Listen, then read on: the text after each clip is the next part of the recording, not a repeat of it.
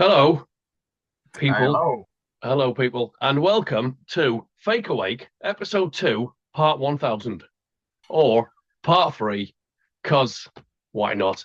Hi, Steve. Have you enjoyed your 20-minute break there? Oh, did we have that long? Do you know what? I had just about enough time to fix myself another strong drink. Oh, Yeah, what's, what, so what's yeah, in as this you can one? see, well, as you can see, I've went for a strong cup of coffee. Oh, Wait, we're bringing the side down. Okay. actually, wait a second. It's just not strong enough, mate. Oh, So, I see. All right, fair enough. so That's it, better. it needs to be stronger. Well, I So, suppose you can manifest some positivity and teleport that across to me, could you? uh, perhaps. Do you know what? I'll save you some You'll next save time me you some. visit. That sounds Cheers. all right. Cheers, mate. I've got the last remnants of my whiskey, and I'm on the tea. It's I think fennel and peppermint or some weird shit like that. I don't know. Oh, So it's not. Oh well, it's not no, coffee and Jack. it's not. So I'm just gonna say, well, cheers to you and the audience, and Yeah, just I'll drink to that, mate. I mean, I don't know what we're drinking to. So I've just said to Steve there, we're in the wrong business, mate. I mean, we're seriously in the wrong business. My daughter's just put a YouTube channel together about her cat. And within the last hour, she's got 566 views, which I think has just overtaken us by about three times as many. Uh, so we're closing down the Occult Academy and Fake Awake, and we're just going to make books on cats and dogs, and just do random videos on stuff to do with cats and dogs. I mean, this is the way forward, clearly, right? So subscribe to our cats and dogs videos here at the Occult Academy of Dogs and Cats. I'm just waffling at this point, right? I mean, What do you do with that? I don't know. I've got to be honest. I was like, "You joking? What the fuck? Are you joking? Oh my god! No, seriously, like 566 views in like half an hour or an hour. I was just like, what? Why? Probably How? without even trying. But I mean, this is the thing. This is the thing. When I put this channel together, I was like, oh my God, I've got to do that, right? I've got to upload it and all that, right? It took me about 3 hours to put the channel together and upload the first video. It's taken her about 10 minutes to do that. And that's including putting the video together, edited it, posted it, and then looking at the comments. I'm just like, I'm in the wrong decade. I think I'm in the wrong millennia. I Yeah. don't know about you, mate, but something's gone a bit wrong somewhere, isn't it, really? I Crazy don't know what the times. answer is, mate, but I think the proof is in the pudding. Cat Well, videos, bring it on. I mean, clearly we need to start talking about cats and dogs. I mean, it's the only way forward. Hmm. Although, to be fair, we might lose the 10 subscribers that we've managed to accumulate over the 6 months of us now, Joe. Right, okay, fine, whatever. I'm going to stick the presentation back on the screen. Apparently, how the hell? I've got to go back to share. I'll get there eventually. We're getting there. Right. Let me know when it comes up. Are we good? Is that on the screen? Uh, yeah, we're on there now. Yeah. There we go. Right. Okay. So we've gone through the Christian seven deadly sins to discover that actually they might not in fact be sins or deadly in most cases. We've had a look at the real seven deadly sins and the connotations of that, and we've used the government as a bit of an example point to demonstrate the key aspects of that. I think we still missed deception, didn't we? We still bloody missed one. Did we not? Unbelievable. Did I know.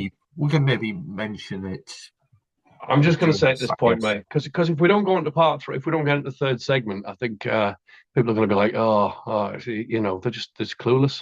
They should be doing videos on cats and dogs. So basically, lying and deception is bad. Don't do it unless it's to avoid harm. I think Yeah. that's fair to say. Do you know what? If I might, I might put Yeah, I'll just mention an example of deception. yeah, Let's please just go do. back in let's just go back in recent history from about March Yeah, 2020 up to the present day. That's deception. Yeah, that's well, what it covers is, it. it is. But do you know what else isn't working? What Flipping slides. what do you mean? They're not Well, progressing. No, it's not. It's not doing it. So, I mean, it was a bit deceptive, though. What are you talking about? Hmm. Uh, Slideshow from current slide. There we go. Right. I don't know if that's making. Is that coming through all right? No, I've still got the original slide, Oh, the seven oh, deadly sins. right. Okay. Oh, it's not working. Interesting. Hmm. Try it again. Oh, see, this is why you need your daughters to put videos together on your behalf. I mean, this is just appalling, isn't it? Ah, there we go. Ah, Right, I'm going to go back so you can I'll talk about deception. I mean, we must look like a right pair of prats for this. Drunken alchemists. There you go. Deception. Take it away. Go on. Have a little bit of a, if you want to. deception is theft of informed decision making and it incorporates lies and manipulation in regards to the will and perception of others, and it's usually to the detriment of others for personal gain or advantage. So that's what deception is, and I guess that covers the seven deadly sins from what we talked about on the last episode. There you go. I And mean, just to add to that, Nathan, before you mention anything, pretty much of what the adored figures in the political spectrum do on a daily basis to deceive other people for personal gain, yeah. for gain either of themselves or their organization. So there you have it. Well, I think the the takeaway from this is, I mean, all of this goes back into natural law or objective morality, which is basically the one overarching theme to all of these sins is, as Mark Passio would once again say, is all natural law transgressions are violations against others, or, in more basic terms, acts of theft. Which is why in the sidelines I've put in brackets. So let's say the removal of life is theft. If you're taking somebody's life, that's an act of theft. If you're assaulting somebody, that's a theft of well-being. If you're again, I'm having to choose my words carefully. Violating somebody's um, right to bodily autonomy, especially in the right of sexual association, for example. That's a theft of sexual association. That's a theft of somebody else's bodily autonomy. I would say that goes further as it's a theft of somebody's sovereignty. Mm. Um, Theft itself, but again, theft is a broader ranging term there that's being used, which again is theft of somebody else's properties or possessions, which act of theft. Trespass is the theft of security, a violation of personal property, and a violation of another person's rights and freedoms. I think that's a big one. Coercion is a theft of free will, an imposition of one wills against another, and a threat of duress to assert one's will over the that of another without due consideration or consent. And finally, again, I'm just basically summarising these so that the viewers can catch up to us. And so the final of the seven deadly sins, the real seven deadly sins, is deception, which is a theft of informed decision making, lies and manipulating the will and perception of others for personal gain or advantage. So again, deception. So there's the real seven deadly sins. And again, for anybody who would like to look at this in a bit more depth, with some more colourful slides, a few more examples and contexts. Have a look at Mark Passio's work on the Mm. real seven deadly sins, and you'll see where we've got this from. And hopefully, it'll give you a bit more understanding should you seek it at this point. Now, Steve, finally, we're going to move on to part three. Finally, Brilliant.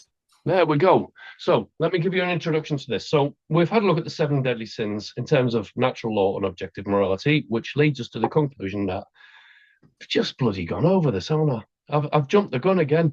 Right, the real seven deadly sins then are willful violations and transgressions against the rights and freedoms of other sentient beings, either willfully or through avoidable negligence, which is important to consider because there's various ways of looking at this, which is that some harms can't be avoided. And so then people say, well, if a harm can't be avoided, how then do you apply objective natural law to that? And my answer to that would be the path of least harm. So that which is going to inflict the least amount of damage, or that which has the lesser harmful consequences to go with that. So ultimately, all seven deadly sins, again, just to clarify, are acts of theft. All theft is an act of harm, and all harm is an act of theft. It's that simple. And it's a self-fulfilling prophecy. One is the other is the other. And we can also recognize harmful behaviors as the imposition of one's will upon another without consent or consideration, which is where, if we just backtrack a little bit to the previous part of this episode, which is about, basically doing something under coercion or duress. Um, if if you're not fully informed, then you cannot fully consent to something. And even if you are fully informed, if somebody is putting you under duress in order to make a decision against your will or your better judgment, then that's an act of coercion, which once again is an act of theft. It's taking your free will decision making, it's taking your sovereignty away from you. So that should hopefully simplify and clarify the points that we're making here. In simple objective terms, sin is the violation of natural law. Now, from a Christian perspective or a religious perspective, a sin is a violation or a transgression against God. However, I would argue that since we are all creations of God, especially from a Christian perspective, for example, then any transgression against us is a transgression against the Creator. Any transgression against the Creator is a transgression against your fellow man and against the earth, etc. The way that I would look at that is from the occult perspective of Hermeticism, and I think you would agree with me on this one, is that we view God as not in the traditional sense of a religious perspective, but we look at it from the view that all is mind, which is that God is essentially all things and everything and no thing simultaneously at all times. We are all part of it. It is part of us all. All things begin with mind. Mind is consciousness, and consciousness is the energy and the mechanism, the cogs of the machine of the universe. I think I've done that quite well, maybe. Which is basically that we are inseparable from God. We are all part of God, and therefore, a transgression or a sin against God is a sin against us, and vice versa. So, you got anything to add to that one, Steve? I mean, great. I mean, perhaps another kind of bolt onto that is perhaps God can be experienced and understood through the expression of his laws, which is natural law, God's law. So if we transgress natural law, we are, you could say, in direct opposition to God's will. It's probably not where we want to be as a species or as individuals. Biting the hand that feeds us. So Yeah. yeah. I mean, again, I might not adhere to religious dogma or propaganda or anything like that. I don't. I mean, I don't accept any religion being the true religion. I think there's a grain of truth that runs through all of them. Um, I think this is about as close as you can get to um, understanding I guess, moral code of the universe, if you want to look at it like that. And it's you get people that say there's no such thing as objective laws, and these people who say that generally tend to be subjective, morally relativists. That morality is based on whatever you personally associate with. But then the way that we simplify that is if there's an act of harm that comes from your actions, then that is objective in nature as causing an act of harm outwards, which has a consequence, actions and consequences, which just falls out into reality and unavoidably affects everything else. Exactly. So, Do you know, speaking of which, I mean, there has been studies undertaken to give a percentage of how many moral relativists are in society, and that figure oh, equates to about two-thirds of all people. Now, yeah. two-thirds, that's an interesting number because that equates to 66.6% of people in the world are moral relativists, which, of course, that condition, as you well know, is a leading tenet in the satanic ideology. So Satanists believe and adhere to moral relativism, which kind of expresses that there is no ultimate order to morality in the universe, that morality can be changed and manipulated according to the whims of a particular person or organization. And of course, when people adhere to that principle, they're not advocating for truth, because that's incorrect. There is objective truth in nature, and it can be known, it can be discovered, it's discoverable, but it's only discoverable by people putting in the amount of valued work in order to come to that realization. Otherwise, this is why so many people adhere to the understanding that that truth is subjective, i.e., we can change truth to suit ourselves and our own individual needs. Yeah. This is why, simply because most people haven't put in the determined work to come to the correct understanding. So, of course, hopefully that's what we're here to do, Nathan, to kind of, without wanting to sound condescending, but people need to be given access to more truth and principle. Yeah. And again, this is one of the outcomes of the Occult Academy and also our podcast series. One of the best ways that I've had truth described to me, right? So there's a lot of quotes that go with this, is which that even if you are in the minority of one, the truth is the truth. I think it's Mahatma Gandhi said that. And whether you agree with it or not, the truth is the truth. So it is what it is, right? So you don't have to agree with it. You don't have to like it. You don't have to embrace it. You don't even have to acknowledge it. But the truth is always going to be the truth, regardless as to your personal subjective opinions, to your beliefs, etc., etc. But one of the better ways that I've ever heard the truth being described is the truth is that which is and that which has been, right? So that which has already occurred and that which is occurring now, which is, again, not to say something that which is a subjective opinion, but that which is happening in real time. That is the truth, or that which has actually happened in the past, which has had the consequences of creating the reality that comes after that. So cause and effect. That also is therefore the truth. Where we can look at subjectivity of truth is in the future, that is events that have not yet come to pass. So this is where we go into the realms of philosophizing, theorizing, opinion, consideration. Call it, there's a lot of different ways to look at that particular aspect of it. But the truth is that which is and that which has been, but not necessarily that which is becoming, right? So in the future, that is where the truth is subjective, because it hasn't happened yet. And again, just to reaffirm what we've already said, then the truth is the truth, whether you like it or not. The truth is the truth, whether you agree with it, whether you accept it, whether you acknowledge it. It is what it is. I mean, I know a guy in the last couple of years who used to say this quite often. He's saying, "Well, it is what it is," and to be fair, he was right. It is what it is, but it doesn't mean it can't be changed in the future. Exactly, that's a great point. I think that's something we need to bear in mind. Yeah. Tell you what. Speaking of truth, there was a quote. Now, I hope I don't make a hash of this, because it's a while since I've used it. But I believe it was, and I forget the first name, Kierkegaard, who was a philosopher, and I believe he might have been Dutch or German. I can't honestly remember. But Kierkegaard Yeah, claimed I the know you're on truth. about what. Yeah. Yeah, he claimed the truth that is discovered in three phases, or or works through three phases. First, it is ridiculed. Secondly, it is violently opposed.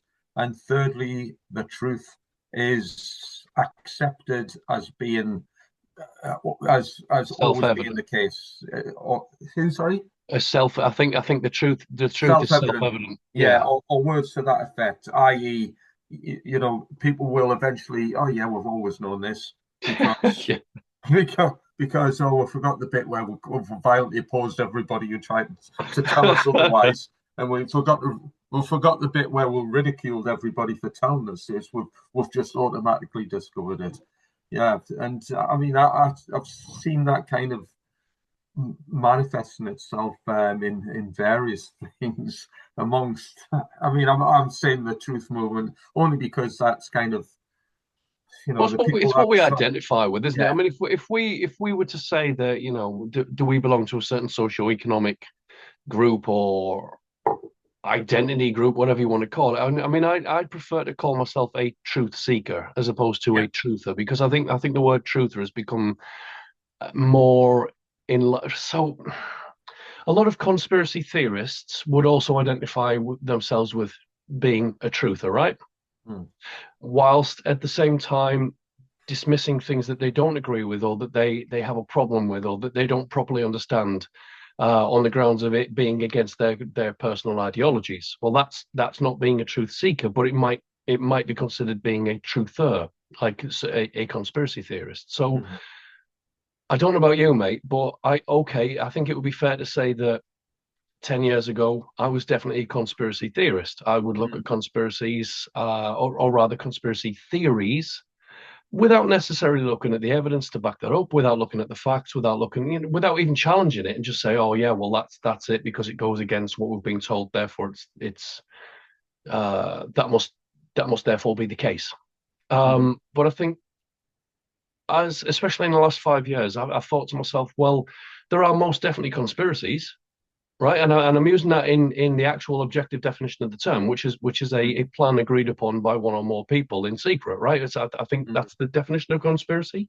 Mhm. There are conspiracies that happen every day, on a small level, on a medium level, and on a large level. And what we're dealing with in terms of some of the stuff that we cover is a worldwide globalist agenda, a political agenda, if you like, that is multifaceted, um, that deals with many aspects of our lives, which is most definitely part of an agenda. And if it's part of an agenda that's agreed upon, that is done in secret. So, for example, in by roundtable groups, by policy groups, by investment corporations, BlackRock and Vanguard are the two that come to mind, obviously. Then, if they are not in the best interests of the people, but there is a definite plan in effect, and there is a plan in effect. I mean, you just need to go to United Nations website to uncover Agenda 2030, 2050, and until recently, Agenda 21. These are not conspiracy theories. These are written down by the very people that we are suggesting come up with such plans. They don't shy away from them. It's just that they're not very well known, and so they've got that plausible deniability that accompanies them. It's like, well, are you such a tinfoil hat wearing person? You think that the governments and the round table groups and the policymakers and all of these investment corporations are going against the will of the people? Oh, you're such a conspiracy theorist. But actually, if we look into it, it's like, well, actually, they are doing these things. They are openly doing these things. They're telling you they're doing these things. They Mhm. bullet point how they're doing these things. They tell you the people that are involved, and then that's when you start looking back at who these people are, what they're involved with, what organizations they're associated with, what nefarious activities they've been complicit with in the past, and then a greater picture develops from that. But that's not a theory. That is an active conspiracy in fact, right? So Yeah. so there is a difference between conspiracy theorists and those that look at conspiracies. Right, I'm not even going to call them conspiracy researchers because again, that's now a catchword. It's one of those buzz terms. It's like, oh well, I'm a conspiracy researcher. Call yourself what you want. I'm a truth seeker. I want to know the truth of something. I've got no personal agenda. I don't want to be psyoped. I don't. I have a mind of my own. I'd like to use that to the best of my ability. I'm very well aware that I could get a few things wrong, but equally, I know that there is an agenda that affects us all, right? So I don't know how I got into this, but what I'm trying to say is there is a difference between conspiracy theorist and conspiracy investigator, or whatever you want to call it, just as much as there is a difference between a truther and a truth seeker. Mhm. Right, and a truth seeker is somebody who will objectively take the truth, ideally investigate it, just go and discover as much as they can, do a bit of research, find out as much information they can, look at the facts, even if it's facts that they don't agree with necessarily, even if it's mainstream. Just because it's mainstream doesn't mean it's a lie, doesn't mean it's not true. there's another quote, isn't it, that a half truth is more dangerous than a lie for Mm. obvious reasons. A lie can be easily detected. A half truth, not so much. It's a little bit more difficult to dissect. It's a little bit Yeah, more difficult to discern and yield results from that. Takes a bit more conviction, takes a little bit more action, a little bit more cognitive investigation. So yeah. Hmm. the reason I've gone into there is because if we're going to look at objective reality, objective truth, objective morality, then we need to look at the truth of those things. And the truth of those things is that which can be verified in reality, whether in the past or as it is occurring as we speak, Hmm. which is bringing it into to the discussion of the seven deadly sins. Can we honestly say that the Christian version of the seven deadly sins are, in point of fact, objective truths? I would argue no, they're not, because some of them are natural human reactions, natural human emotions, natural human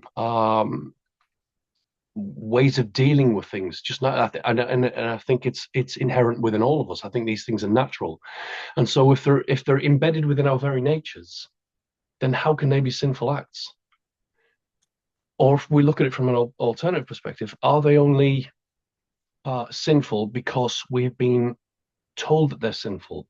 Are they Mm. only sinful because we've been propagandized by religions and politics and other institutions to accept them as being sinful based on some kind of moral relative laws, traditions, religions, etc., etc., etc.? So I don't know whether I've lost people going into that, but I'm trying to differentiate the difference between implied terms and actual terms. You know, Yeah. that which we understand as opposed to that which we think we know, that which we believe as opposed to that which we know. Do you know what? I think much of what you're saying here is important. I mean, what we're hopefully trying to do is to get people to think more logically and to Right. be able to discover truths for themselves and to have a process of working a workable process to come to conclusions and understanding through their own through assimilation of logic. So Yes. I think one of the thing that can help us in this endeavor is to understand principles, and Mhm. this is a word. I mean, I might quote it quite often in either in presentations or in the Occult Academy, for example. A principle is basically the word principle essentially means first things, and Yeah. you can think of this as a truth or a law that applies to standards of behaviors and is generally based upon standards of morality. So when we talk about principles, we're kind of talking about things that apply to morality. Yes. But one thing that we can, as truth seekers, as alchemists, as whatever little catchphrase we want to use for ourselves Even to describe occultists, if you ourselves. want to Yeah, identify as an occultists. occultist, Yeah, fair enough. I mean, I'm happy, more than happy with that word. Many people will not be, but anyway, first principle thinking is something that we need to get in the habit of. So we need to kind of boil things down to the bare essence. And again, alchemy is about this. Alchemy is about breaking things down into from their complex arrangement Yeah. to really get to the heart of the substance and understand it. So if we break down complex problems into their most fundamental truths by reasoning from first principle thinking, we then establish what we can call root causes, and we can identify root causes or causal factors, strip away the layers of the complexity, and then we can focus on effective solutions that can take us out of that problem. And it has to be said that if principles are not the first thing we follow when the chips are down, then in essence, these things are not our principles. And do you know what? While I'm on, talking about principles, I want to kind of I want to reach a determination that there is a difference between the word principles which ends in les, and principal. So a principal, if anyone remembers their school days, a principal, the school principal, was generally, or principal, I'll emphasize that, PAL, was the headmaster or the headmistress or somebody of authority who would lay down the rules and tell you how to conduct your affairs or your schoolwork or your business whilst in that place, that institution, that educational system, a principal. Principles are slightly different. We need to follow principles and not follow principals, because when we follow authority, we're getting told how to conduct our business, and we're not school children. This doesn't apply to school children. We're adults. We are adults, flesh and blood human beings, like everybody else, like all the principals who are telling us how to conduct our affairs, such as government, such as Trump, such as Starmer, principals telling us how to act like it, how to follow their particular set of buffoonery rules and legislation, to become immoral pieces of trash like these individuals are. We need to follow principles which are based in truth, and we need to expose truth. So I know I've went on a fair bit there. So I think that's an No, important distinction. I think well said. I'm thinking of the Latin etymology of this, which goes back to principes. So if you're talking about principles and principles, right? So I think that the principal, as in a head teacher, goes to first among equals, right? So in the Latin, in the Roman world, you would have a principe, which was first citizen. So it was so your emperor would have been your principal, right? It would have been your first uh, citizen, I guess, or first Yeah. among equals, like I've just said. But the way that I would also try and translate this is that it's almost like if you don't have a solid foundation of principles, if you don't have that understanding, that grounded objective morality behind you, that understanding of basic truths, then anything that you build upon your foundation, if you haven't got a solid foundation, everything will crumble eventually. So you might have a stronger foundation uh, than others, but eventually, if you don't have a solid foundation of morality and truth, objective morality and truth, in the end, it's all going to come crashing down anyway, because there's nothing keeping it sturdy. There's nothing keeping the stability within that. Hmm. It's a framework, and what we're talking about here is effectively we're talking about building a framework so that anything that comes from that framework in the future remains steady, remains steadfast, remains solid, so that it doesn't collapse, so that it doesn't lead to problems in the future. You know as far as I can tell, that's what we're trying to get across here, which Mhm. is if if you deal with actual truth as opposed to belief or opinion, then you're going to have a better foundation going forward. If you deal with objective morality instead of morally subject, what's the word, morally relative or morally subjective Mhm. opinions and beliefs, going back again, which is where you can tie it into religions and ideologies and politics and again just personal whims really. Yeah. Um, if you stick to the objective stuff, the stuff that can be proven, the stuff that has evidence, the stuff that can be backed, you're building a solid foundation. Um, These are great points, and do you know what? I mean, really, the difference, but the way to kind of wage war upon the hostile conditions we're facing with, and to come up with more effective solutions for dealing with the problems that are faced in society hmm, is quite a narrow margin. Really, I mean, I've mentioned and ascertained that the word government literally means mind control. And yeah, all that they use obviously social engineers and people who understand the occult to, to, to basically subtly influence our levels of understanding by manipulating our consciousness yeah, in order to generate effects that are favorable for this control group. Really, all we have to do is change our understanding slightly in order to deviate from that state of low consciousness to a state of high consciousness. And one of the ways to do this is by, I mean, we advocate for the occult, which means hidden, is to understand the origin and the meaning and the definition of words, something known as etymology. So, and I think you've done a great job there just describing the word principle. If we understand principles, and we can break this down into its kind of its smaller component parts to reach a firm understanding of this, then what we're doing was we're processing and generating logic, which gives us a greater power of reasoning, Right. which will help thwart any hostile cognitive attack that we're getting threatened with and faced with. So these are all important things, even though it probably might sound wishy-washy to some, or it sounds like we're talking a lot of baloney to others. These are important, these are, we're getting to the roots of some of the problems that are going Yeah. on. Well, I mean, take cause and consequentialism, or however you would identify that, cause and effect.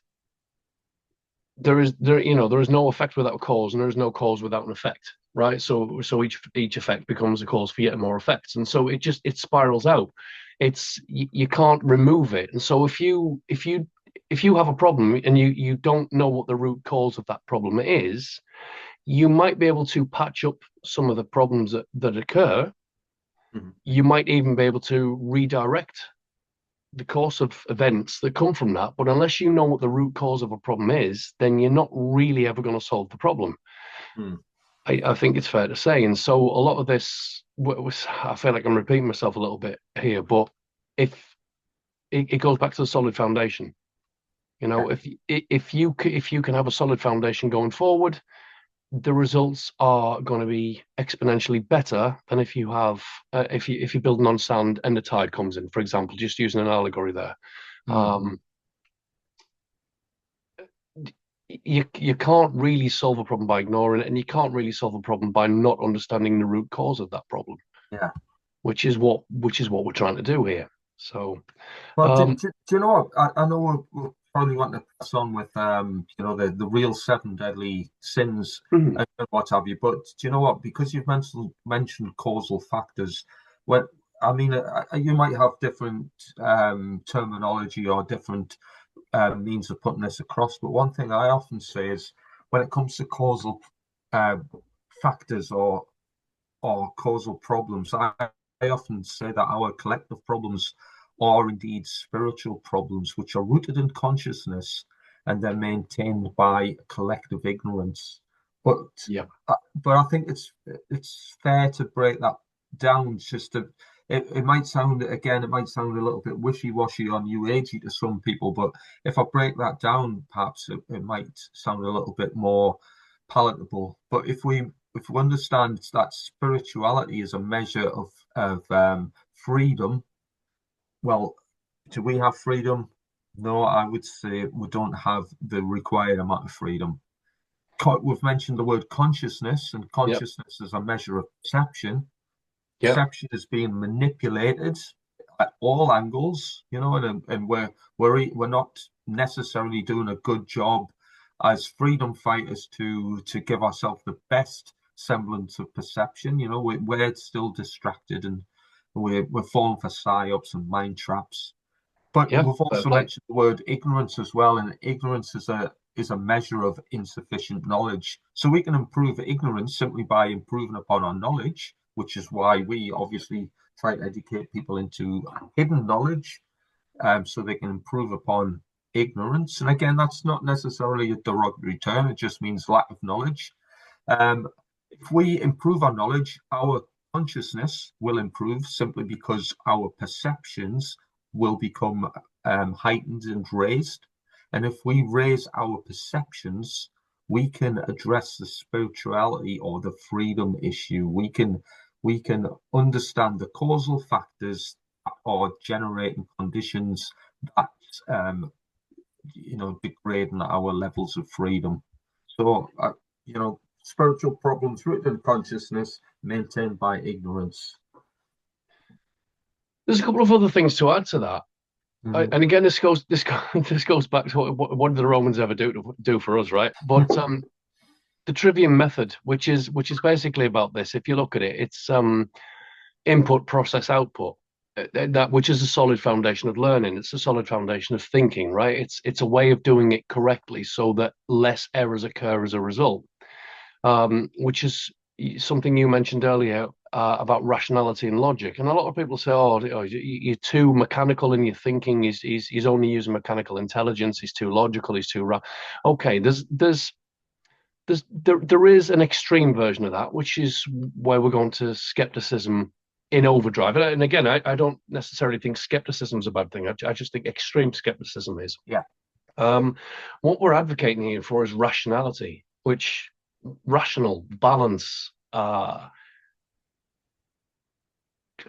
clear thinking, good processes. You know, there's that old saying that garbage in, garbage out. Well, okay, Yeah. well, quality in, quality out.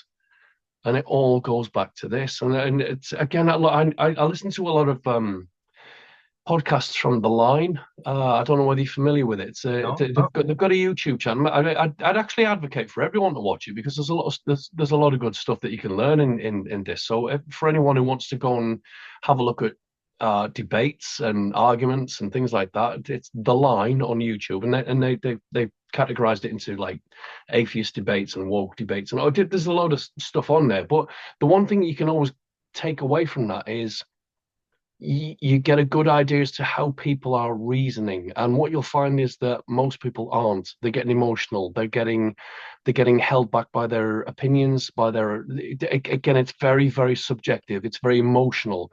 They're mhm. they're they're being held down because they're being challenged on their beliefs, on their personal psychology as opposed to actual knowledge. And they'll go on and they'll try and argue the point against the hosts, and the hosts just rip them to pieces. And again, I don't always agree with the hosts, don't always disagree with them. I think there's a lot of good hosts on there. Matt Dillahunty, Aaron Ra, for example, Oh, yeah. Forrest Mhm. Valkai, people like this. And if you want to go and figure out how to debate, go and have a look at these people. You're probably not going to agree with them in a lot of cases. Don't care. Go and have a look how they do it, because what they do is they reason, and they are in some cases very skeptical, and there's problems with that too. In fact, there's quite a few problems with that. But equally, they can dismantle somebody who's not thinking clearly. They can dismantle belief like that, Yeah. even when you can see where the person ringing into is coming from. Mhm. You can't really, you can't justify what they're saying because they're not thinking properly, they're not thinking clearly, they're not Yeah. using that trivium method, they're not using rationality. And this is where we're going wrong, and this is where I keep saying to people, try and look at it from an objective perspective. Take yourself up above whatever it is you're looking at, take yourself above it and look down at it. Get the whole picture, but also get the details that go with it. Mhm. Get the whole picture. And then what happens as a result of that is you start to think better. And if you start to think better, I'd like to think that the result of that is you start to behave better. And if we can put that out into society, then what we're going to get is better results, aren't we? You Yeah, know? that's a good point.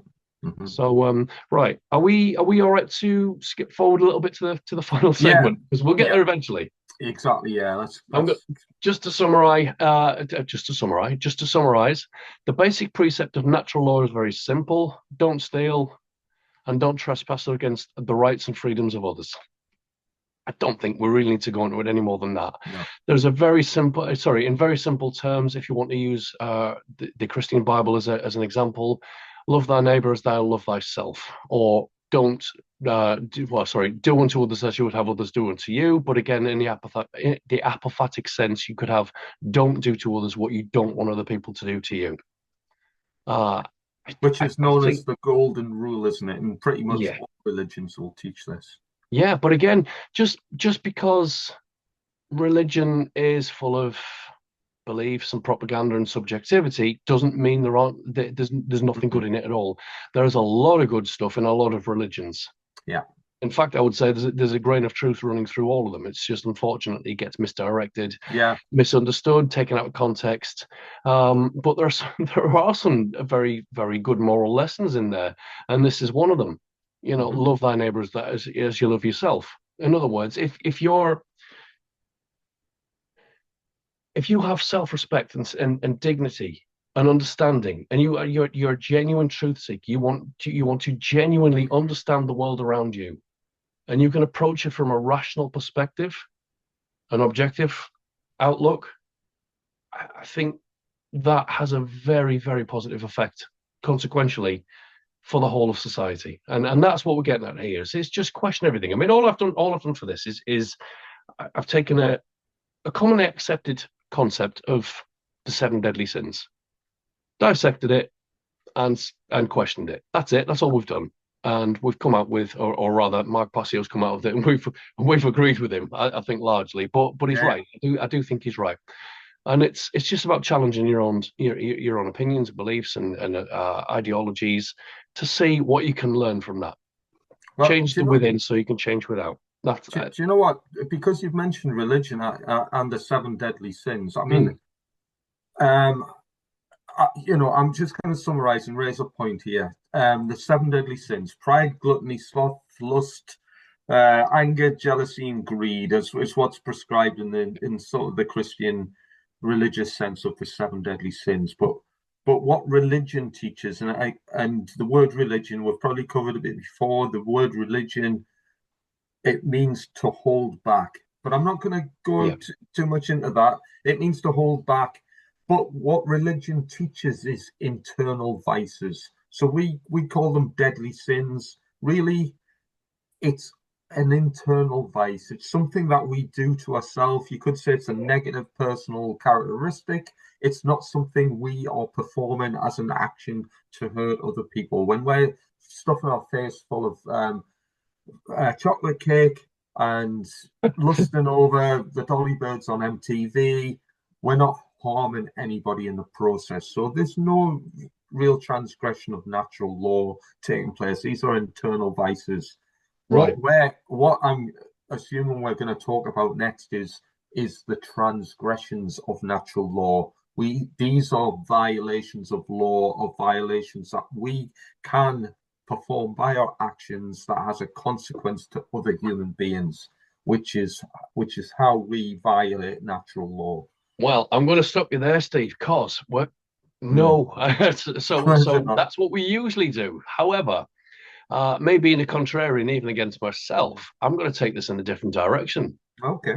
I know. So I can. That's a logical progression. So where you've Mhm. just taken that as a logical progression. However, people often suggest that there's not enough solutions in the world, and that there's people are all too quick to point out the problems and the dark stuff and all of the negative. And to be fair, we do that. I mean, we often find ourselves doom scrolling, we find ourselves in echo chambers, etc., etc. And yeah, we don't generally provide the solutions, which I think now is the time to do that. So we were on about the trivium process in an earlier part of this particular episode, so part one, I think, which is you were saying about, and you were very kind. You're saying that you think that I've now merged into part three of the trivium, which is the wisdom process, which is Mhm. collating all the information and discerning the wheat from the chaff, etc., and separating the bullshit from the facts, so the subjective from the objective, and trying to come to that rational understanding.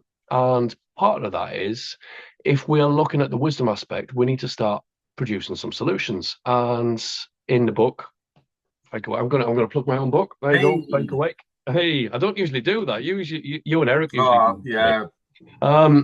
But th- there is a lot of solutions in there, and unfortunately, you do have to read it in order to find the solutions. But I mean, largely, chapter four, which is what we're dealing with here, and in the previous episode, it does deal with solutions. But in order before I can give you the solution, I've got to point out where the problem is. Right, I've got to say, look, this is where I've identified some pitfalls. This is where I've identified where human reasoning has gone wrong, and then I can say, well, how do we correct that? Which is where we're coming to. I'm going to say it's part two. It's not. It's part three now. The seven noble virtues of right action in accordance with natural law. So, in the previous podcast, we looked at the seven deadly mindsets, and in here, in line with that, we've looked at the seven deadly sins. We've also looked at transgressions of natural law. We've hopefully defined what natural law is, from a morality perspective, or at least as best as we can so far. And we're going to keep doing this because it keeps coming up, and it's we're not done with it. But hopefully, we can give better and better examples as we go along. So, um, for the final part of this, I wanted to look at a few counteractions to these pitfalls. So, yes, there are seven deadly mindsets, there are sins, there's sinful behaviors, there's harmful behaviors. So how do we go about remedying those things? So in line with the number seven, I figured let's put together some noble virtues that we can all aspire to work towards. Yeah. We could all try and implement personally on an internal level, and then influence others to do the same. So let's look at some of the seven noble virtues. So we've got number one, truth, which counteracts the lies and deception. As does number two, honesty and integrity. So that's almost like saying be true to yourself. So don't just seek the truth and speak the truth, but also be truthful with yourself. And this is where shadow work comes into things. This is where you've got to look at your own inner being, your own psyche, know thyself, and say, okay, where am I going wrong? Where are my errors? Where are my misunderstandings? How can I improve upon that? Which then leads to number three, humility. So humility, I would say, counteracts that of arrogance. So we've discussed arrogance in the past, that it's almost like an overconfidence in one's own beliefs and opinions and abilities and skill sets, etc., to the point where it's actually quite a negative trait. It reinforces the ignorance that we've adopted, and causes more harms in doing so, because we become, at the point of arrogance, we become closed-minded. So then let's look at humility. Let's look at the ability to accept that we can be wrong. Let's look at the fact that we don't know everything, that we are going to make mistakes, and we all do. And I think part of the I can't think of the bloody word now. The solution to that is to just accept it, to become okay and comfortable with the fact that sometimes things are just not as we think they are. Which then, if we can apply that to other people who also make the same mistakes and the same misconceptions, the same misdirections that they all fall for, we can then generate respect for others. We can generate respect for ourselves. We can generate self-respect. So, in line with the seven deadly sins, we talked about pride. Okay, well, not all pride is bad. If you have self-respect, that's a form of pride, is it not? So then, from those things, we can then build on it to provide justice. So justice is, so for anyone who's not familiar as to what the word means or where it comes from, it means to make right. So if you justify, it means you are making a right. You're bringing it into alignment with right action, right behavior, with fact, with objective truth. From justice and morality, which is where we get humility, honesty, and truth, we then find freedom. And freedom, I would state, from my own personal perspective, without it, we have nothing. If it's the most important thing to any of us, we need to have freedom more than anything. If we wish to speak our minds, to have our own opinions, to make our own choices, we need the freedom to be able to do that. And one of the things that government, religion, and the banking institutions are doing very successfully, in line with the media, is to take our freedoms from us, so that we become ever more subservient, dominated, controllable, conditionable, and therefore the social engineers can do as they please, because most of us are not even aware that we're not even free anymore. And number seven of the seven noble virtues is compassion, which, if we look at this from a natural law perspective, we could say it is an act of care. It is applying an act of care in our behaviors, in our thinking, in our conduct towards others, to produce better outcomes. If we remove care, we have inconsideration. So if, for example, and I hope they're not watching, but my neighbours, they're very inconsiderate. They like to have parties. They're very loud. They're very self-centered. I would say that they've adopted the satanic mindset rather well. Mhm. And they don't care about the consequences of their actions. They don't care how their behaviors impact other people's lives. They don't really give a shit. And so they lack the compassion that goes with that. Because if they had compassion, they'd have consideration. And from that consideration, they could broker better relationships, better uh, behaviors, not just towards the neighbors, but towards society in general. It requires an introspection of better behaviors so that they can then output that into society, and then we could all collectively create a more loving, caring society, which would then have better results for the environment. It would have better results for society. It would have better results, I would even say, for governance, and not that I support that particular institution. So number 7 is compassion, which I think is in line with the Buddhist uh, precepts, if you like. Mhm. So there we go. So let's take this one, if you like. So if we were to break them down, Steve, do you want to read some of these out so that I'm not yapping too Yes, much? mate. So first up, the word truth. Seek the truth at all times, dispense with all ignorance and belief. Constantly expand your own knowledge and awareness by living by the principles of objective morality and natural law. Perfect. Honesty, integrity. So at all times, strive for personal improvement, honesty, sincerity, and integrity. If you know the difference between right and wrong action, you can apply this to your life and live by true moral code of conduct. And as you've mentioned in brackets, do not steal. And I think we covered that quite But to quite a large extent in the last episode. in the last 300 parts of episode 2. Yeah, exactly. So next up is the word humility. So seek to do only that which you are willing and capable of accomplishing, seeing yourself as neither inferior or superior towards others, and be humble and hospitable. Courteous, being courteous and considerate to the needs of others. I think we need to come back to the serenity prayer at some point, because it genuinely is one of those things that does bring serenity to me, Mm, and many others that understand it truly. But anyway, that we'll come back to that if I remember. mm. Next up is respect, and this means respecting the rights and freedoms of others, respecting nature, and seeking to do no harm or destruction.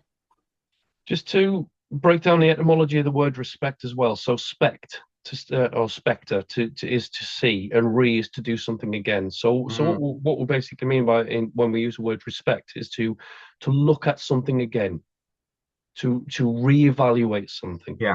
I would say it's to reevaluate it from a position of consideration, um, by adopting things like humility, honesty, and integrity. But to respect is to relook at something, which is what we've often mentioned in the past, which is to change your perspectives. Hmm. And that's effectively what we're trying to get out there, is to say that, look, there is a problem. We're not doing things right. We make a lot of mistakes, and so it is time to evaluate our outlooks, our perceptions, our behaviors, our internal beliefs and opinions, ideologies, etc., and to to basically seek the truth of whether we are right or wrong. To say that, how do we improve upon that? So just wanting to give a bit of a background to the word there. Yeah. There you go. Justice is to seek to live by the standards and principles of objective morality, by knowing the difference between right and wrong behaviors, so that your influence can be the example towards others. So do not transgress or violate the rights and freedoms of others, and likewise protect the rights and freedoms of others where all times possible. Be neither the victim nor victimize.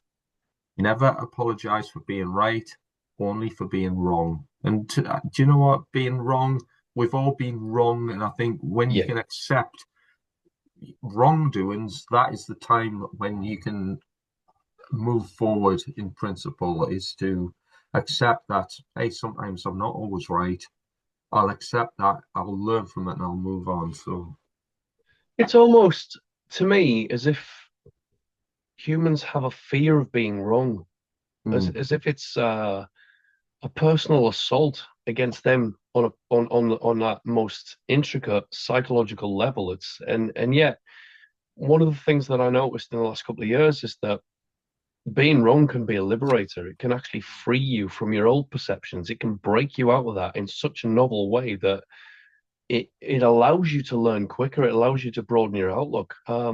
I agree with that. I think actually it's almost like a mental barrier that we have. I mean, I can only speak on my own experience. I mean, I was a soldier and I really enjoyed my job. I thought it was the right thing to do at the time. But when I kind of came to a better understanding, and by raising my conscious awareness, I realized that I was wrong, and I admit that I was wrong, and I changed. Not only did I change my perspective, I changed the actions that I was participating in Yeah. to change that wrongdoing into right action, rightful action. That's where we all need to be in that position. But again, you can't change something. It goes back to the shadow work. It goes back to the looking into the darkness. Hmm. Unless you're prepared to do that and to accept that the fault is yours and that Yeah. you've been misled, that you've been lying to yourself, even, you're never going to change. And Hmm. unfortunately, when people say that you can't, people are never going to, they don't change, that people's behaviors don't change, that people never change. Hmm. I disagree with that fundamentally. I think that people can change. I'd like to think that I'm an example of that. You're definitely an example of that because of obviously you've gone from one mindset, evaluated it, and come to a whole different set of conclusions based on a whole different Exactly. set of understandings and truths and information that you weren't privy to previously, and it's changed your entire outlook. It has changed you. My Hmm. experiences have changed me. I'm not even the same person I was 10 years ago. I'm not even the same person I was 5 years ago, never mind before that. But one of the things that is essential for that is to just accept, shit happens. You get caught up in that sometimes. You're going to be wrong. Everyone's wrong. There's nothing inherently shameful about that. I guess the only thing shameful about being wrong is if you persist in the behaviors and you are persistently wrong because you refuse to evaluate and assess that.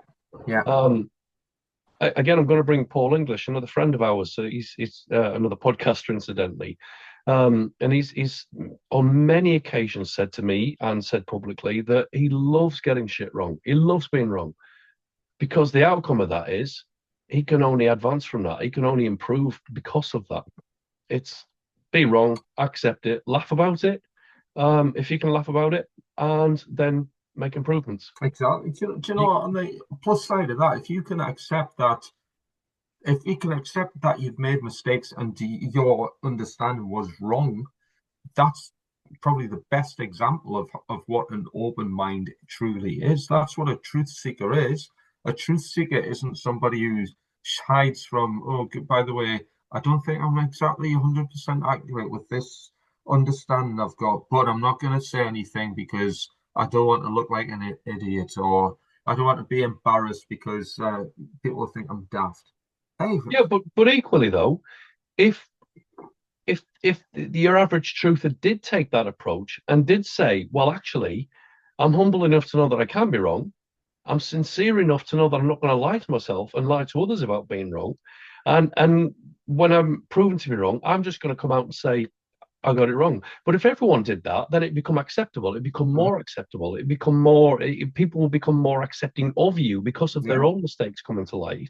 And as a result, people have become more forgiving, more loving, more caring, more considerate, more compassionate, which brings us on to the next yeah. section, which Well, is, but you know what? Just before I read that out, yeah, if we admit that some of the things that we've done, I understand was incorrect, we've already done ourselves a massive favor because we've ticked off half a dozen of the yeah, seven noble virtues: truth, honesty, integrity, humility. We've ticked them all off by admitting, we've been wrong in the past. yeah. which is why, again, if you look at this as a logical progression, you can build upon that. Again, we're going back to the whole idea of a solid objective foundation. If Mhm. you can fix one part, you can fix the part that proceeds from that, cause and effect, consequence and action, action and consequence, right? So what you're saying is if I fix one part, then I can fix another part, and then collectively in the aggregate, a lot of things are going to improve because of that, as a result of that. Which, forgive me for if I'm being a bit naive here, but the outcome can only be positive from that. Yeah, I You agree. know, as far as I can see, anyway. Just one more thing there, where I've put never apologize for being right, only for being wrong. The reason I put that in there, and I've used a personal anecdote in the book for this, and I'm not going to name names, but I I put an event together a couple of years back, which you were due to speak. I mean, we had 10 Mm. speakers. I mean, we had a lot and they were all famous, well-known speakers within this particular movement, right? And they were all happy to come and speak for us.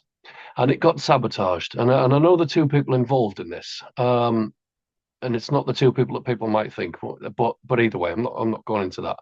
Um, one of the things that people kept saying to me is, "Oh, well, why don't, okay, we see your point and we know you were sabotaged, but why don't you just apologize so that you can be friends and get back to the way it was?" And I said, "No, I won't, because that's not right. If I do that, I'm basically saying it's okay for them for their actions.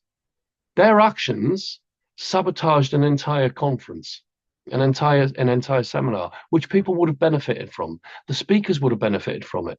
The people that were interacting with the speakers and watching would have benefited from that. And so my particular outlook to that is no, I will not apologize because I wasn't in the wrong. I know I was sabotaged. Now, if they had been right, and then yeah, okay, then I can apologize for that. But never apologize for being wrong because what you're doing is basically condoning bad behavior if that's the case. Mm. Mhm. Which is why I've put that in there. You know, people can think of that for what it is. I suspect people are going to have their own opinions on that, but I would like to think that people can do that if you can prove that you are right, if you can prove that you are in the right and that somebody's wronged you, why should you apologize for that? Why should you lower yourself to that level and say, well, yeah, okay, I forgive you and water under the bridge? No. So there's forgiveness, which is different. I can forgive it, but I'm not going to apologize for it.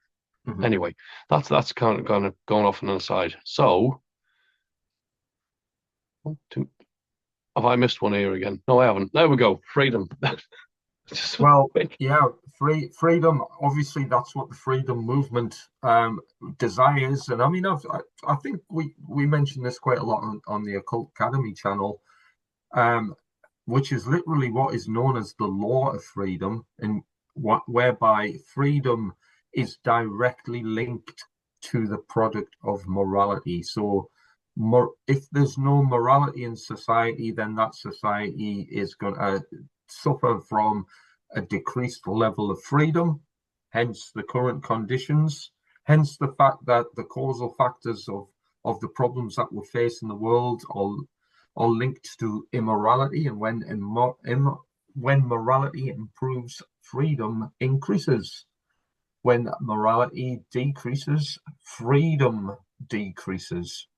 So we need to get the morality issue right and understand it and correct it if we want to increase upon our levels of freedom. This is the way the universe functions. This isn't our opinion or thoughts or beliefs. This is just the way it works in accordance with the natural laws of creation. So if we want to reject that knowledge and turn a blind eye to it, we're only turning a blind eye to the progression of our own societal freedom. So this is where we look at things like karmic effect, right? So in the aggregate is where you're going to see the consequences for your actions. And the more negative actions that you take, the more negative consequences you're going to have to deal with in the future. And of course, that's going to take on a momentum of its own and exponentially increase. And so, if we're to reverse that and improve things, correct things, put things right, justify them, yeah, okay, it could be a slow start, but once the momentum picks up, it's really, really going to start to correct. Really, the quicker it goes, the faster we can achieve better results. And so the idea that if we become a more moral population, a more moral society, and more even on an individual level, if we can become more ethical and considerate and compassionate, and uh, have our morals improved from that particular level, again, shadow work's required. Hmm. Um, yes, on an individual level, if we're all looking at it from that perspective, it's going to take ages. But if we all collectively start to do that, then more people will start to do that, and then even more people will start to do that, and it'll just build, and it'll take root on its own.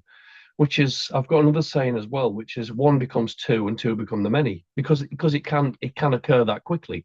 Yeah. One becomes two, two becomes four, four becomes eight, and before you know it, it's just going to build and build and build and duplicate and duplicate.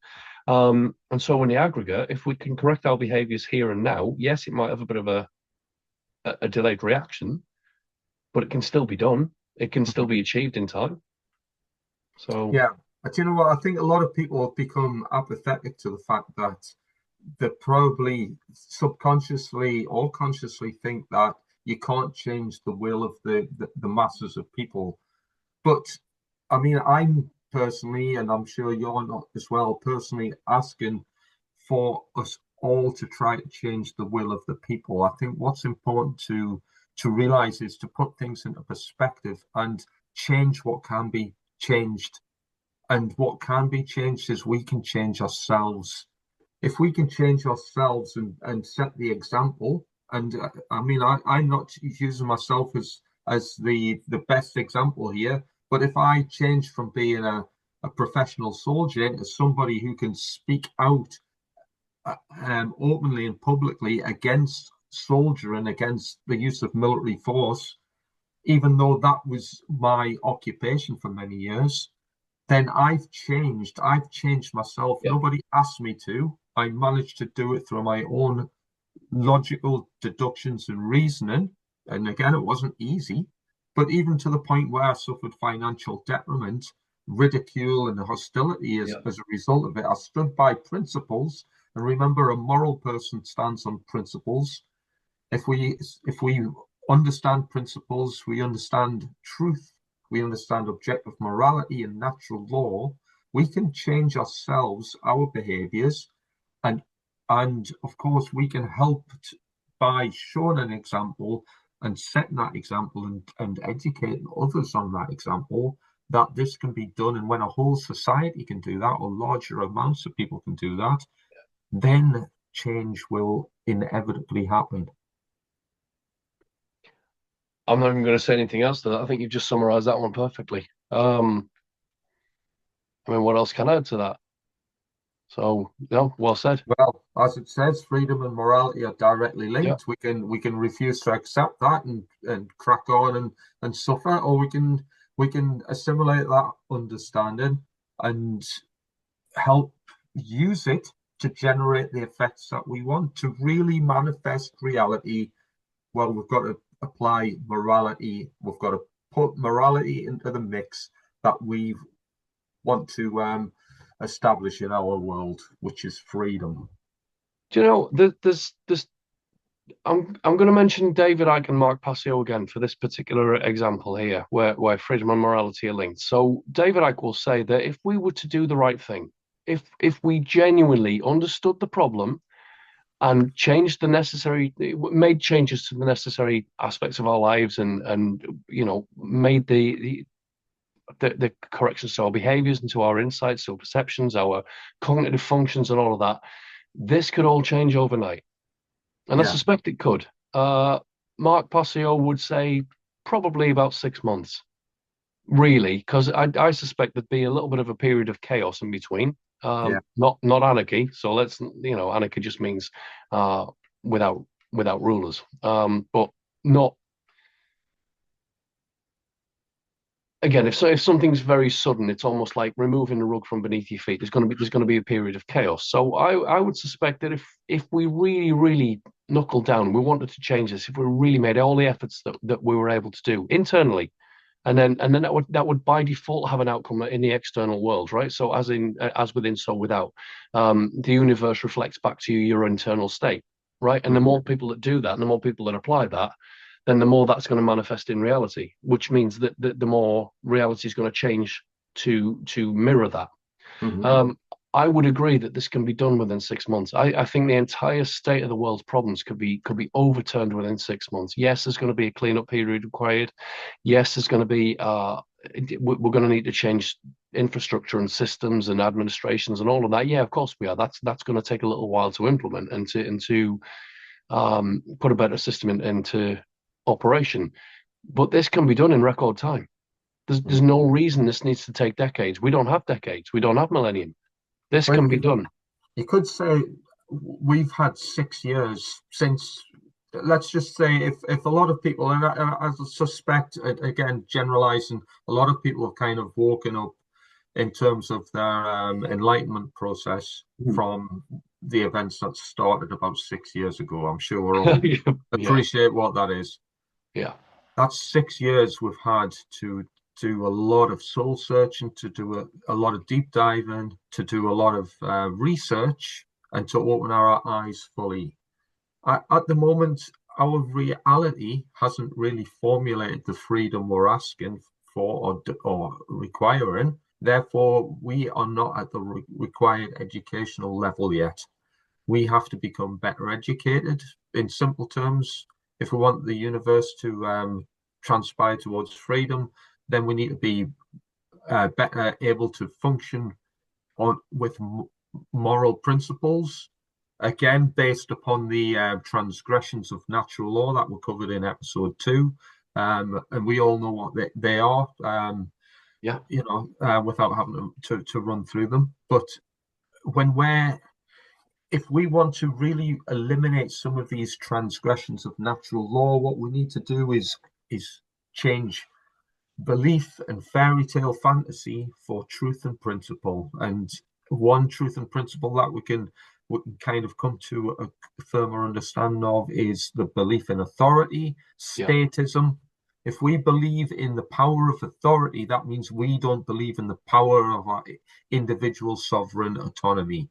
And if we are not autonomous in our own expressions of thought and our own actions, then we are not free. We'll never be free. If we're not autonomous, we'll never be free, because you can't have freedom and be a victim of subconscious slavery, or covert slavery. To put a more accurate picture of it, we are covert slaves in a system of covert slavery. That means some people don't consciously understand that they're even slaves. So if they don't Yeah. understand that they're slaves, then they're never going to generate the actions required to gain freedom. Freedom starts there. It needs Yeah. to be a thought process driven by the heart, driven by emotions, to enable right actions. We need to take Well, right actions.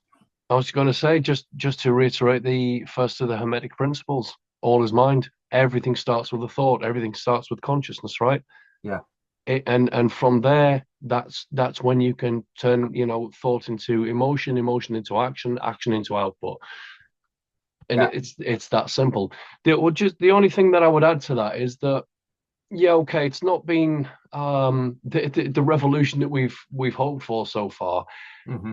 What it has done is, and again, I've noticed this in the output of books, in the output of podcasts and videos and general media, is that there is the genuine. I'm on about actual truth is getting out there. I mean, stuff on the occult that I'm coming across. I mean, there's new channels I'm coming across that have just cropped up in the last 6 months and 2 years, for example.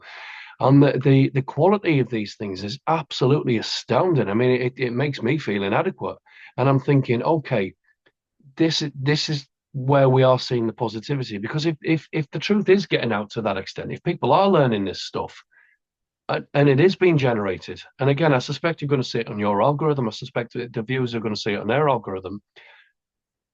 The truth is coming out, and Yeah, undoubtedly, I action is agree with being that. taken, right, and it's Mhm. having a massively beneficial effect. Again, I think this is all heading in the right direction. I just think now it's time. for the masses to join us, right? So Yeah. even if we just take the truth movement, let's say if we take Matthias Desmet's 30-40-30 ratio in terms of um I know it's a banned phrase, so I'm gonna let's say societal psychosis. I'm going to go with that. Mass formation theory, if you want to call it that instead. But effectively, all it takes is a third or a third of a third to start getting that third moving, right? So the more people that get involved and take action and take conviction, the quicker that momentum's going to take place. Yeah. Which means the quicker we can affect things in the aggregate, right? So we just need people now to step up. I know this is scary. You know this is scary. You've taken massive risks standing on principle. You lost your career. You put yourself in financial hardship. I've taken similar risks and I've taken similar outcomes to that. Yeah, I've had to put up with a lot of negative consequences because of standing on principle. I've lost family. I've pretty much lost all my family at this point. But what I'm saying is it's still necessary. And if we could all just do that, or at least if we could get the people to set an example and stand on conviction, what are you waiting for?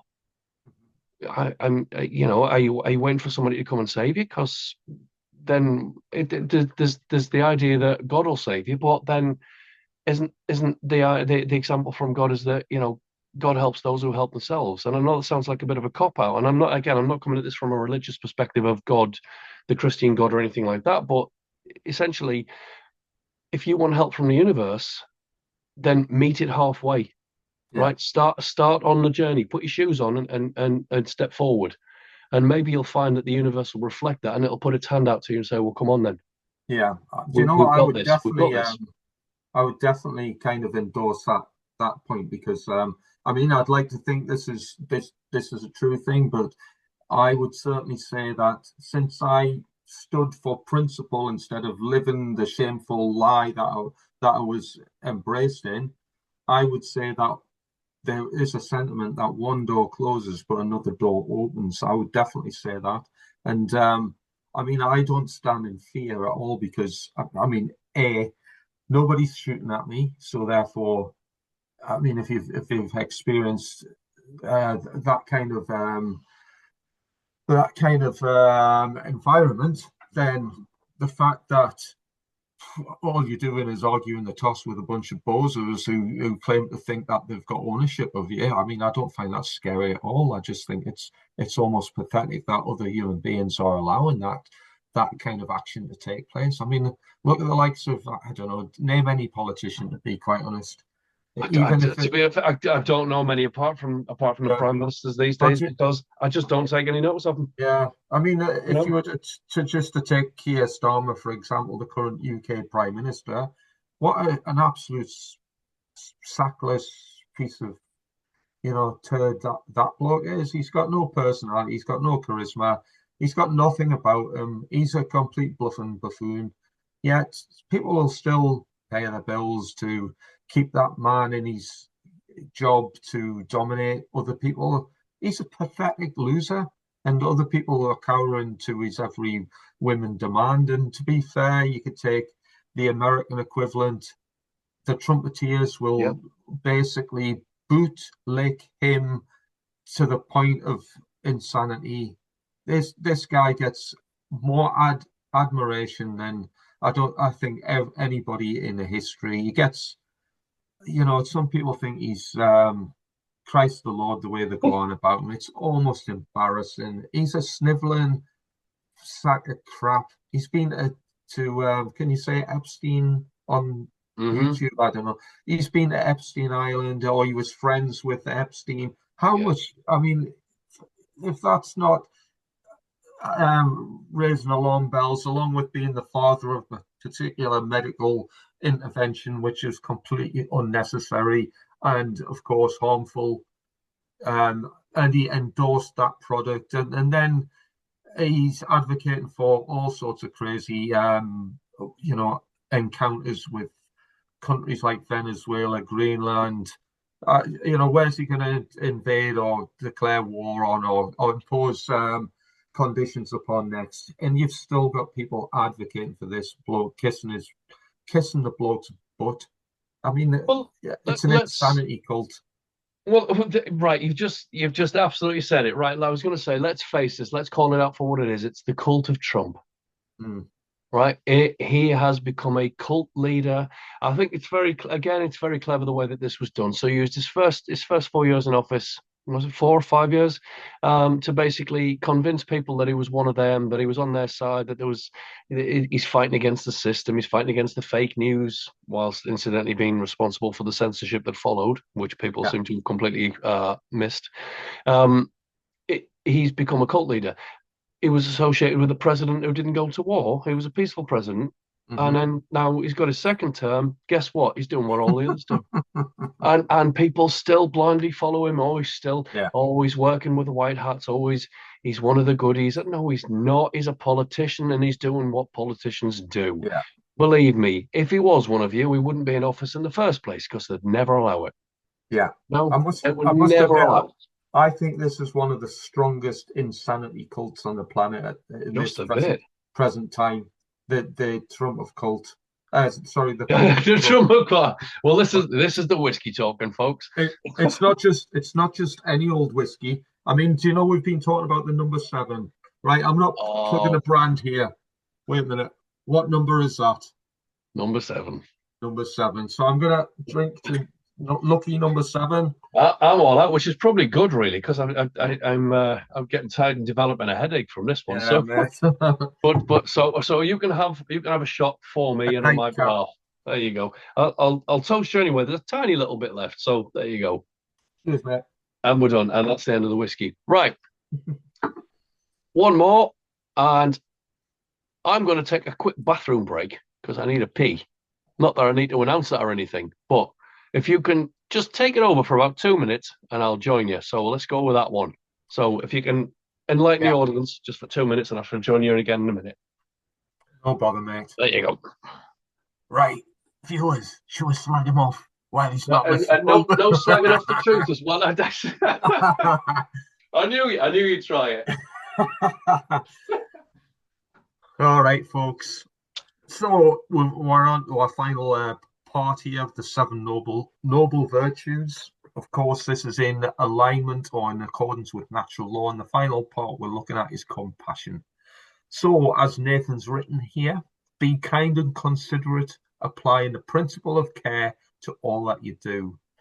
So, just to elaborate a little bit on this, Nathan mentioned 10 minutes or so ago that compassion is kind of, you could say it's almost like the care principle. Now, if anyone's familiar with the occult researcher and broadcaster known as Mark Passio, he will talk about the Hermetic principles. And of course, we've talked about the number seven, as per the bottle there. Lucky number seven. Seven's a massive number in occult terms, but there are seven Hermetic principles. But Mark Passio will advocate or describe that he would kind of describe eight principles, or rather an eighth principle, which binds the seven principles of Hermeticism together. And that principle, he defines it as the principle of care. And the reason for that is simply because what we care about helps to bring about change or manifestation into our reality. If we don't care about a particular thing, we're unlikely to follow through with the necessary actions that drive it. If we do care, in other words, we have got the noble virtue of compassion. That care, that compassion helps drive the actions that we need to do in order to generate substance into the world. So this is a process of alchemy. Alchemy is about making changes, amongst many things. But part of that process is we need to stir the pot. We need to bind these ingredients together. And the way to do that is by taking physical action. So, Nathan, I'm just talking about how care drives action, and we need to take rightful action in the world in order to generate any manifested outcome to reality. So, um, do you want? Have you got anything to add on that? I mean, to be fair, there's not really much you can say. Again, what I'll say is the absence of care is apathy. Which, if we take it back further, it's a lack of consideration for others. It's a lack of consideration for our environment. And if you remove that consideration, if you remove that care, then the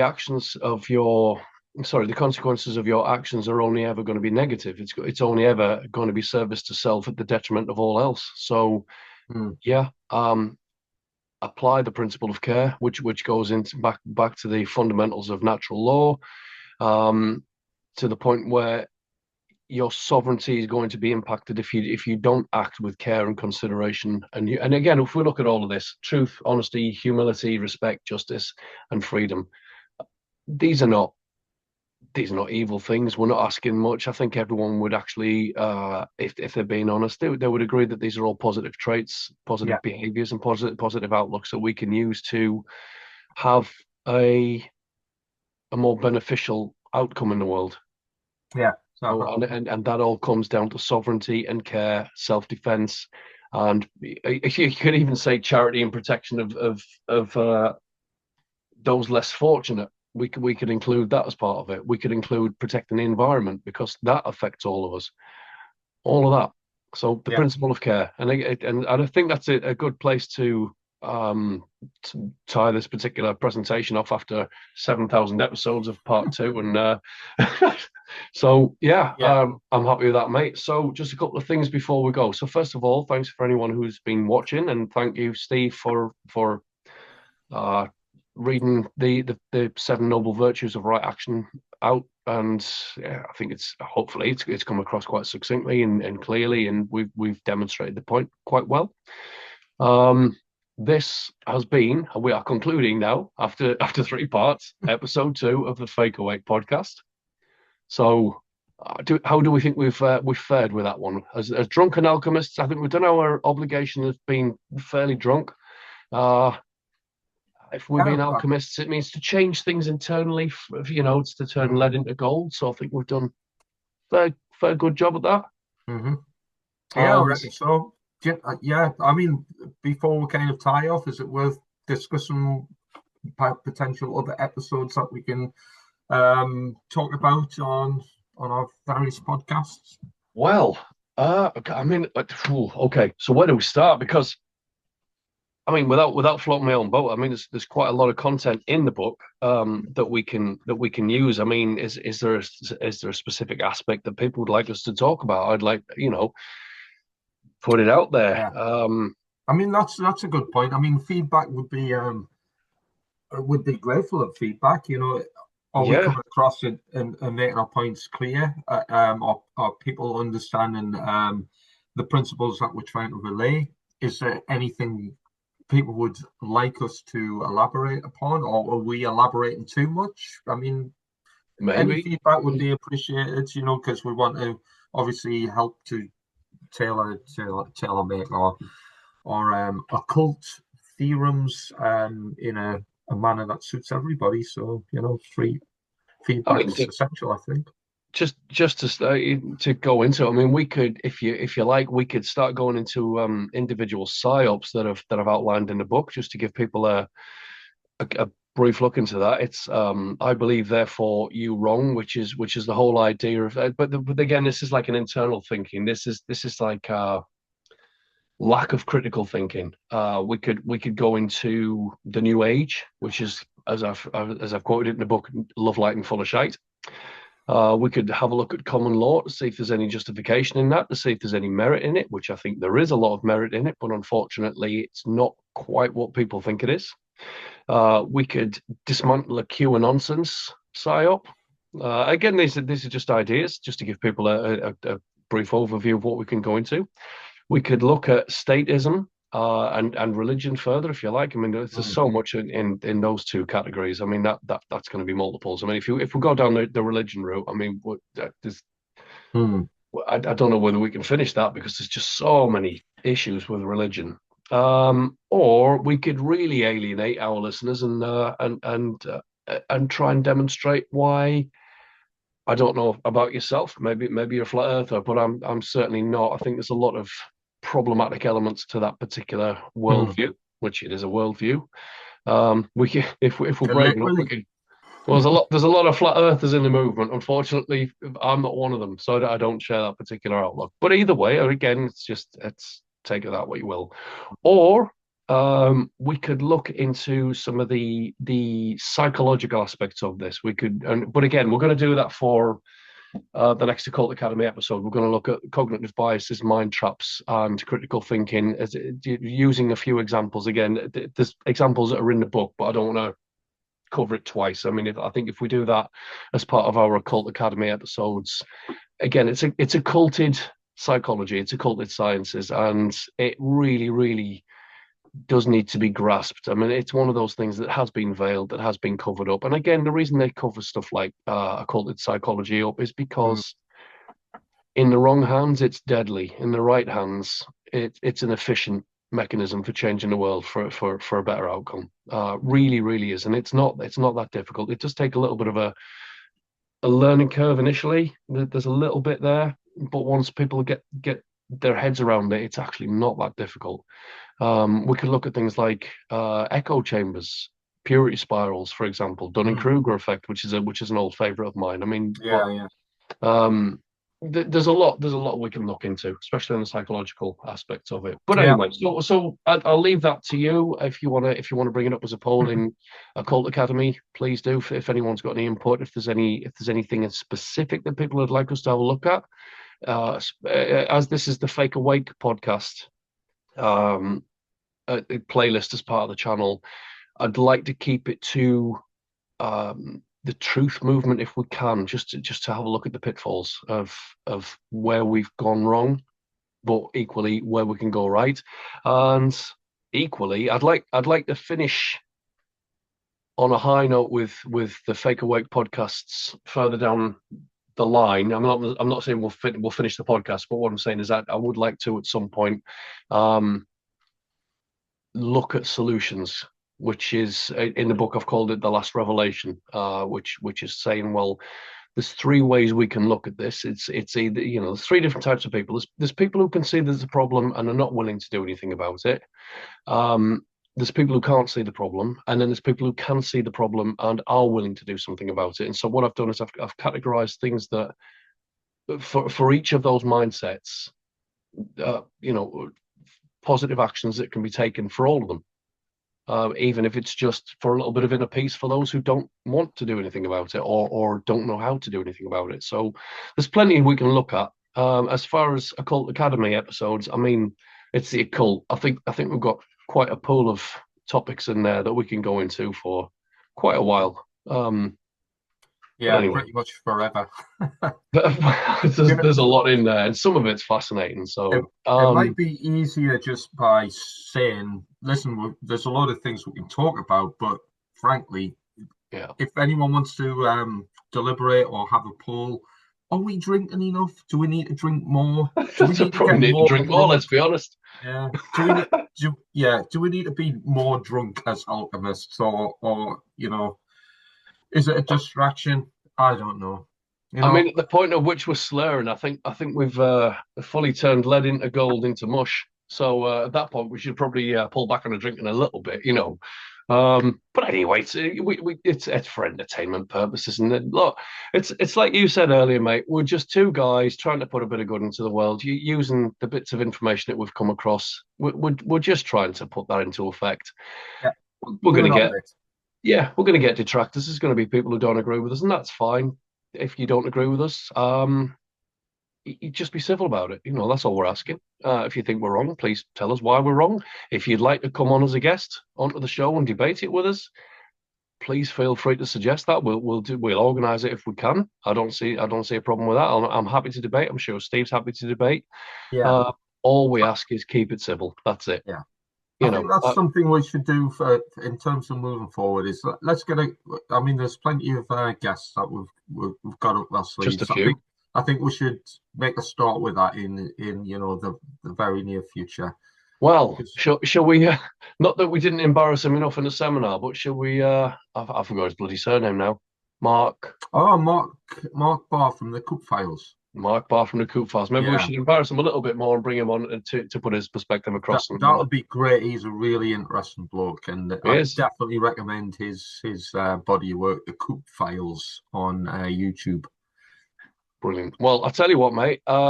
If you want to have a chat with him and see if he can, just see if we can slot him in for the next one. How about that? Sure, I like the And sound of that. expand it even further. So, right, without further ado, I'm just going to give us a little bit of a plug here, right? So, for anyone who's interested in the topics discovered here, they are covered in the book Fake Awake, which is written by myself and Steve. We've also got segments from Steve, your Steve James, I'm not going to say that again, Mark Devlin, John Hamer, Shannon Rowan, Ben Emlyn Jones, Chris Powis, and Carol Bowler. So, there's some really in depth insights from their particular contributions into the book. It's a big book. I mean, there's a lot of information in there. You know, if you're interested, if you like what we talk about here, or even if you want to use it as a point of criticism, please, support us by buying the book. It's available on Amazon worldwide. If you're in the UK, it's available through Amazon UK. If you want signed copies, get in touch, but I've not got any at the minute, so I've got to put that caveat out there. If you want a signed copy, it might take a couple of weeks to get that to you, but I'm happy to do that. Secondly, if you want to get in touch with either Steve or myself, our emails are on the screen at the minute. So for my own, it's nathanluciusphp@gmail.com. I will apologize in advance because I'm absolutely appalling at getting back to people. I'm working on it. I will say I'm working on it. I have been up and down the country like a lunatic. I have been extremely busy, so I know it sounds like an excuse. But anyway, if you'd like to get in touch with Steve and therefore more likely to get a response quicker, his email is sixblade473@gmail.com. I have said that right. Yeah, Mhm. just making sure. Is that right? Yeah, Good lad. excellent. If you would like to join in the discussion on our Occult Academy Telegram group, the link is on the screen. Please don't ask me to read that out because it's all coded and weird, but it's on the screen. Um, please feel free to join again, just keep it civil. And if you are feeling generous and you'd like to leave us a bit of a donation, you could, pop over to coffee.com or Kofi, or however you say that. It's basically coffee, isn't it? It's a Mhm. derivative of coffee. Coffee.com / Nathan_Lucius, and you can pop a donation in there if you'd like to support us a little bit through that. All that being said, I'm just going to say thank you for listening. If you've made it this far, I mean, at this point, I think you're mythological in the in the grand scheme of listeners because we've prattled on for quite a while. So over the course of 57,000 episodes of the second part of our podcast, well done, you. And no, but seriously though, thank you for sticking with us, and hopefully see you in the next one. And in the next week, we'll also be getting an Occult Academy episode out on the same channel, but under a different playlist as well. So, Happy anything you want days. to say? No, we've covered quite a lot. So yeah. Thanks for tuning in for those who've made it. Brilliant. Thank you very Catch you much. another time. Stick a like on the video if you wouldn't mind, and subscribe and see if you can get our numbers up a little bit. See if we can get this information out. Failing that, we're just gonna have to make cat and dog videos. Unfortunately, Steve, and you don't even have a cat or a dog. I don't know what you're gonna do. You got a rat. You got a Yeah, rat still. got a rat still. Yeah, Well, you can go. You can make it novel and do rap videos, and I'm sure that'll get a bit of traction somewhere. But who knows? Who knows? Well, oh, there you go. Anyway, I'm exhausted. I don't know about you, Steve, but that was a bit of a yeah. marathon. I'm gonna So, finish this and go to bed. aye, Mate, just a it's been bit. nice talking to you anyway.